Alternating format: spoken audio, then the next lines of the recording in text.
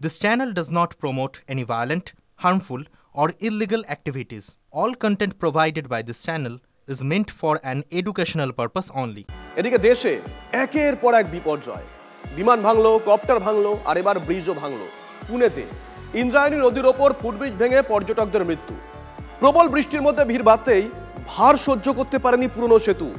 খরস্রোতা নদীতে ভেসে যান বহু পর্যটক। এখনো পর্যন্ত 4 জনের দেহ উদ্ধার হয়েছে, 39 জনকে আহত অবস্থায় উদ্ধার করা হয়েছে। UEM Jaipur is a perfect target for prospective students aspiring for good jobs, good education with future-ready skills. বিপর্যয়ের ভাড়া। বেঙ্গালুরুতে IPL এর ভিক্টরি প্যারেডে পদপিষ্ট হয়ে মৃত 11। 12 জুন আহমেদাবাদে এয়ার ইন্ডিয়ার বিমান দুর্ঘটনায় মৃত অন্তত 270। 15 জুন উত্তরাখণ্ডে কেদারনাথ থেকে ফেরার পথে কপ্টার দুর্ঘটনায় মৃত 7। 15 জুন এবার মহারাষ্ট্রের পুনে নদীর ওপর ফুটব্রিজ ভেঙে মৃত 2। পুনে শহর থেকে কিছুটা দূরে মাবলে পুরনো একটি সেতু ভেঙে পড়ে। জরাজীর্ণ সেতু, তারপর পর্যটকদের বিপুল চাপ। ওই ফুটব্রিজ পেরিয়েই মন্দির ও জলপ্রপাত দেখতে ভিড় করেছিলেন স্থানীয়রা। দুর্ঘটনার সময় প্রায় 125 জন ব্রিজের ওপরে ছিলেন বলে খবর। সেই চাপ ধরে রাখতে পারেনি ব্রিজটি, ভেঙে পড়ে খরস্রোতা ইন্দ্রায়ণী নদীতে।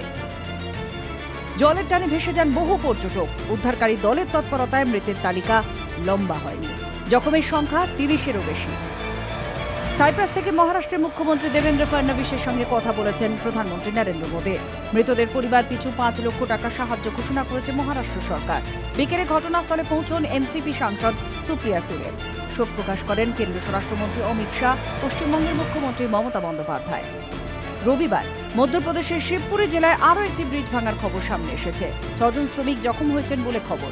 বিজেপি শাসিত রাজ্যের দিকে আঙুল তুলেছে Trinamool Congress. Bureau report, TV9 Bangla. পুনের পর এবার মধ্যপ্রদেশ, ফের ব্রিজ বিপর্যয়। শিবপুরিতে ভেঙে পড়ল নির্মীয়মান সেতু। আহত হয়েছেন 6 জন শ্রমিক। তাদেরকে উদ্ধার করে নিয়ে যাওয়া হয়েছে স্থানীয় হাসপাতালে। পোহরি হাইওয়ের কাছে বাস স্ট্যান্ড এবং রেলের লেভেল ক্রসিং এর মাঝে এই সেতু। 80 কোটি টাকা ব্যয় তৈরি হচ্ছিল এই সেতুটি, যে সেতুটি ভেঙে পড়ে। যুদ্ধের খবরের দিকে নজর রাখতে হচ্ছে। রাইজিং লায়ন বনাম অপারেশন ট্রু প্রমিস। ইসরায়েল আর ইরানের যুদ্ধে দুই দেশেই শুধুমাত্র ধ্বংসের ছবি। কোথাও তেল শোধনাগারে হামলা, কোথাও আবার অ্যাটাক করা হয়েছে গ্যাস ফিল্ডে। মৃত্যুও বাড়ছে পাল্লা দিয়ে। প্রতি মুহূর্তে যুদ্ধের তীব্রতা বাড়ছে, এখনো বাড়ছে। আর ইসরায়েল ইরান দুদেশই বলছে যুদ্ধ চলবেই। মধ্যপ্রাচ্যে মহাযুদ্ধে, আর সেই মহাযুদ্ধে মহাবিনাশ। তেহরানে ইরানের প্রতিরক্ষা মন্ত্রকে হামলা ইসরায়েলের। হামলায় ক্ষতিগ্রস্ত ইরানের প্রতিরক্ষা মন্ত্রকের প্রশাসনিক ভবন। প্রতিরক্ষা মন্ত্রকের গবেষণা দপ্তরেও স্ট্রাইক ইসরায়েলের।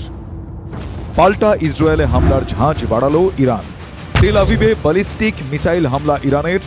ইসরায়েলের জনবহুল এলাকায় হামলা ইরানের। হাইফায় তেল পরিশোধনাগারে হামলা ইরানের। ইসরায়েলে 40টিরও বেশি ক্ষেপণাস্ত্র হামলা ইরানের। ইসরায়েলের বড় শহরে এমার্জেন্সি ঘোষণা করা হয়েছে। কাউকে বাড়ি থেকে না বেরোনোর অ্যাডভাইজারিও জারি করা হয়েছে। ইসরায়েলও জানত হামলা হলে পাল্টা আক্রমণও হবে, কিন্তু এত ভয়ানক হামলা ইসরায়েলের এর আগে হয়নি। ঝাঁকে ঝাঁকে ড্রোন ছোড়ে ইরান, আর তারপরেই মিসাইল হামলা। আর সেই এয়ার স্ট্রাইক আটকাতে ব্যর্থ ইসরায়েলের বহুচর্চিত আয়রন ডোম প্রতিরক্ষা ব্যবস্থা। যদিও ইসরায়েলের দাবি অধিকাংশ ইরানি ড্রোনই ধ্বংস করে দেওয়া হয়েছে। ইরানের টার্গেটেড অ্যাটাকে ভয়ঙ্কর ক্ষতি তেল আভিভে। যেভাবে হামলা চলেছে তাতে বোঝাই যাচ্ছে দীর্ঘদিন ধরেই আক্রমণের পরিকল্পনা চালিয়ে বসেছিল ইরান। কিন্তু সেটা ইসরায়েল বুঝেছিল কি? সেটা বুঝে ওঠার আগেই 13ই জুন ইরানে হামলা চালায় ইসরায়েল। আসলে দীর্ঘদিন ধরেই প্রক্সি ওয়ার চলছিল মধ্যপ্রাচ্যে। সেই যুদ্ধে ইরানের সঙ্গী হামাস, হিজবুল্লাহ, হুতি। তাই ইসরায়েল আক্রমণ চালাতেই ইয়েমেন থেকে মিসাইল অ্যাটাক চালায় হুতি। এখন হিজবুল্লাহ ও হামাসও হামলার জন্য তৈরি। তাহলে কি ইরানে অ্যাটাক করে চক্রবুহে ইসরায়েল? অন্তত 4টি ফ্রন্টে যুদ্ধ করতে হবে ইসরায়েলকে। প্রথম ফ্রন্ট গাজা, সেখানে হামাসের সঙ্গে লড়াই করতে হবে ইসরায়েলকে। দ্বিতীয় ফ্রন্ট লেবানন, সেখানে প্রতিপক্ষ হিজবুল্লাহ। ইয়েমেনের হুতির সঙ্গে তৃতীয় ফ্রন্টে সম্মুখ সমর। আর চতুর্থ ফ্রন্টে ইরানের সঙ্গে যুদ্ধ ইসরায়েলের।